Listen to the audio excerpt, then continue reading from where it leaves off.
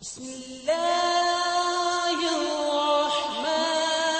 الرحيم.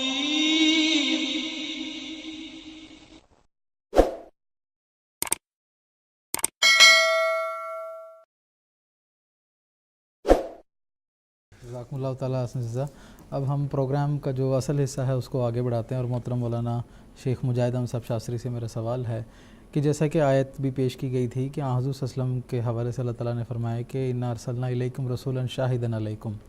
कि हुज़ूर सल्लल्लाहु अलैहि वसल्लम को ता क़यामत तक अल्लाह ताला ने शाहिद ठहरा दिया। और ये बात इस चीज़ का तकाज़ा करता है कि आपके जानशीन भी उम्मत मोहम्मदिया में पैदा होते रहें जो बुरूज़ी तौर पर शाहिद होते हुए आपके खादिम और ख़ुद्दाम बनकर इस्लाम की जो तालीम है और इसका जो पैगाम है इसको आगे फैलाएं। खिलाफत अहमदिया के हवाले से हम बात कर रहे हैं जो कि जिसके हवाले से कुरानी पेशगोइयों को भी अभी हमने सुना है। मैं आपसे ये जानना चाहूँगा कि हुज़ूर सल्लल्लाहु अलैहि वसल्लम ने इस हवाले से क्या पेशगोई फरमाई है और क्या इस बारे में इरशादात फरमाए हैं, ये मैं आपसे जानना चाहूँगा। जज़ाकुमुल्लाह अहसनुल जज़ा। हज़रत सल्लल्लाहु अलैहि वसल्लम की अहादीस का जब हम मुतालिया करते हैं तो हमारे सामने ये बात ज़ाहिर होती है कि खुदा ताला की कदीम से ये सुन्नत है कि वो अम्बिया के रूहानी फ़यूज़ और बरक़ात को जारी रखने के लिए उनकी वफ़ात के बाद निज़ाम खिलाफत का सिलसिला शुरू करता है, ताकि उसके ज़रिया दीन को तमकनत हासिल हो, दीन में मजबूती हो और इस्तेहकाम हो। बानी जमात अहमदिया सैयदना हज़रत अक़दस मसीह मऊद अलैहिस्सलातु वस्सलाम ने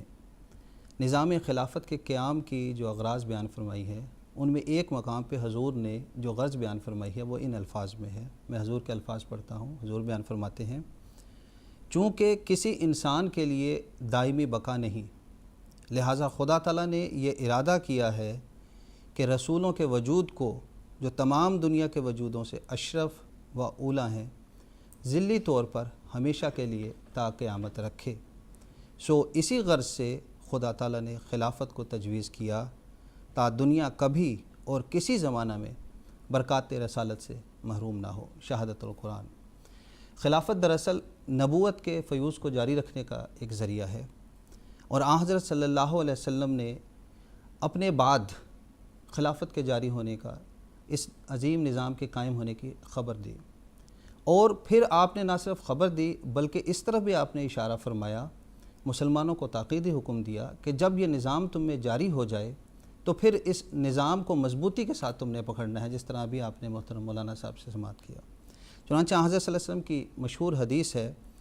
जो सियाह सित्ता में हज़रत अबू दाऊद और इब्न माजा जो दो मशहूर किताबें हैं इसमें दर्ज हैं, और इसी तरह मसनद अहमद बिन हम्बल में भी हज़रत अरबाज बिन सारिया से ये हदीस दर्ज है। इस हदीस का तर्जुमा हज़रत मुस्लिम मौद ने जो बयान किया है वो मैं नाज़रीन के लिए पेश कर देता हूँ। हज़रत अरबाज बिन सारिया बयान करते हैं कि एक दिन रसूल करीम सल्लल्लाहु अलैहि वसल्लम ने हमें सुबह की नमाज़ पढ़ाई। जब नमाज से फ़ारिग हो चुके तो हमें एक वाज़ किया, और वो वाज़ ऐसा दर्जा का था कि उससे हमारे आंसू बहने लगे और दिल कांपने लगे। इस पर एक आदमी खड़ा हुआ और कहने लगा, या रसूलुल्लाह सल्लल्लाहु अलैहि वसल्लम, ऐसा मालूम होता है कि ये अलविदाई वाज़ है, आप हमें कोई नसीहत कर दें। आपने फरमाया, अरबी अल्फाज है, ऊसीकुम बेतक़वल्लाह वस्समए वत्ताअत, यानी मैं तुम्हें वसीयत करता हूँ कि अल्लाह का तक़वा इख्तियार करो और इताअत और फरमा बरदारी करो। व इन काना अब्दन हबशियन फ़इन्नहुम मन यशव मिनकुम बादी फसयसीरी इख्तिलाफ़न कसीरन, बस अगर तुम्हारे ऊपर कोई हबशी भी तुम्हारा अमीर मुकर्रर हो जाए तो फिर भी उसकी इताअत करनी है, और जो मेरे बाद ज़िंदा रहेंगे वो फिर इख्तिलाफ़ात देखेंगे। उस इख्तिलाफ़ात की हालत में नबी करीम सल्लल्लाहु अलैहि वसल्लम ने बयान फरमाया, फ़अलैकुम बिसुन्नती व सुन्नतल खुलफ़ाए राशिदीन अल महदीयीन, कि तुम्हारे लिए लाजिम है कि तुम मेरी सुन्नत और खुलफ़ाए राशिदीन महदीन की सुन्नत को मजबूती से पकड़ लो। हदीस के अल्फाज ये हैं, फ़तमस्सकू बिहा व अज़्ज़ू अलैहा बिन नवाज़िज, कि तुम इतनी मजबूती से उसको पकड़ लो कि उसको दांतों से जैसे पकड़ लिया जाता है और उसके साथ ही चिमटे रहना। बस इस हदीस के मुतालिया से ये पता लगता है और ये बात हमारे सामने आती है कि हज़रत सल्लल्लाहु अलैहि वसल्लम का ये अलविदाई पैगाम था जो आपने उम्मत मोहम्मदिया को दिया कि मेरे बाद जो मेरी क़यामत तक शरीयत है, उस शरीयत का फैज़ खिलाफत के ज़रिए जारी होगा। उस फैज़ को हासिल करने के लिए ضروری ہے کہ تم ان خلفائے راشدین اور مہدیین کے ساتھ جڑ جاؤ، اور جو سنت وہ جاری کر دیں خدا سے ہدایت پا کر اس کی تائید کے ساتھ، اس کے ساتھ تم نے وابستہ ہو جانا ہے۔ چنانچہ حضرت صلی اللہ علیہ وسلم کے اس ارشاد کے مطابق اللہ تعالیٰ نے فعلی شہادت دکھائی اور خلفائے راشدین کا بابرکت نظام جاری ہوا، جس کو حضرت صلی اللہ علیہ وسلم نے ایک دوسری حدیث میں خلافت علی منہاج نبوت کے الفاظ سے بھی بیان فرمایا۔ اس حدیث میں اور پھر آپ نے ایک دوسری حدیث کے متعلق سے یہ پتہ چلتا ہے کہ الخلافت و ثلاثون سنتاً تکون ملکن، یعنی آپ نے یہ فرمایا کہ خلافت راشدہ کا یہ دور 30 سال تک جاری رہے گا، اس کے بعد بادشاہت جاری ہو جائے گی۔ پس اس بادشاہت کے جاری ہونے کے دور میں بھی حضرت صلی اللہ علیہ وسلم کا یہ روحانی فیض اور یہ نظام جو تھا، جو قیامت تک کے لیے جاری تھا، وہ مجددین کے ذریعہ ظاہر ہوا۔ انہوں نے اپنے اپنے زمانے میں اپنے اپنے علاقے میں حضرت صلی اللہ علیہ وسلم کے اس فیض کو جاری کیا، لیکن حضرت صلی اللہ علیہ وسلم کی دوسری بعثت مقدر تھی، جس کا ذکر کہ اس سے پہلے بھی سورہ جمعہ کی آیت کے حوالے سے کیا گیا ہے، جس میں یہ تھا کہ حضرت صلی اللہ علیہ وسلم کی پہلی بعثت میں دین کی تعلیم کامل ہو گئی تھی، تکمیل دین ہو چکا تھا، جس کا ذکر الیوم اکملت لکم دینکم واتممت علیکم نعمتی میں کیا گیا۔ لیکن اس دوسری بعثت میں اللہ تعالیٰ نے تکمیل اشاعت دین کا کام جاری کیا تھا۔ پس جس طرح پہلی اس پیش گوئی کے مطابق جس طرح پہلی بعثت میں حضرت صلی اللہ علیہ وسلم کے بعد خلافت علی منہاج نبوت کا سلسلہ شروع ہوا، اسی طرح حضرت صلی اللہ علیہ وسلم کی اس دوسری بعثت کے بعد بھی خلافت کا نظام جاری ہوا،